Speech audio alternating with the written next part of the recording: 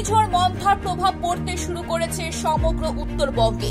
বৃহস্পতিবার সকাল থেকে দার্জিলিং, কালিম্পং, জলপাইগুড়ি, আলিপুরদুয়ার, কোচবিহার, মালদা ও 2 দিনাজপুর জেলার বিস্তীর্ণ এলাকায় শুরু হয়েছে হালকা থেকে মাঝারি বৃষ্টি। আলিপুর আবহাওয়া দপ্তর তথ্যানুসারে বর্তমানে মন্থার কারণে উত্তরবঙ্গের আকাশে ঘন মেঘের চাদর দেখা যাচ্ছে এবং তাপমাত্রাও কিছুটা হ্রাস পেয়েছে। দপ্তরের পূর্বাভাস অনুযায়ী শুক্রবার দার্জিলিং, কালিম্পং, জলপাইগুড়ি, আলিপুরদুয়ার ও কোচবিহার জেলায় অতি ভারী বৃষ্টিপাতের সম্ভাবনা রয়েছে। পাশাপাশি মালদা ও উত্তর দিনাজপুরে ভারী বৃষ্টির আশঙ্কা করা হয়েছে।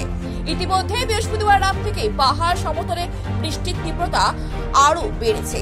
শুক্রবার সকাল পর্যন্ত শিলিগুড়ি শহর ও আশপাশের এলাকায় ভারী বৃষ্টি অব্যাহত রয়েছে। সকাল 10টা পর্যন্ত শহরে অধিকাংশ রাস্তাঘাট ফাঁকা দেখা দিয়েছে। যানবাহন ও পথচারীর সংখ্যা অন্যান্য দিনের তুলনায় অনেকটাই কম। আবহাওয়াবিদদের মতে আগামী 24 ঘন্টা উত্তরবঙ্গে বৃষ্টিপাতের পরিমাণ আরও বাড়তে পারে। পাহাড়ি এলাকায় সম্ভাব্য ধস ও নিম্নাঞ্চলে জল জমার আশঙ্কায় সতর্কতা জারি করা হয়েছে স্থানীয় প্রশাসনের পক্ষ থেকে। রিপোর্ট, খবর বাংলা।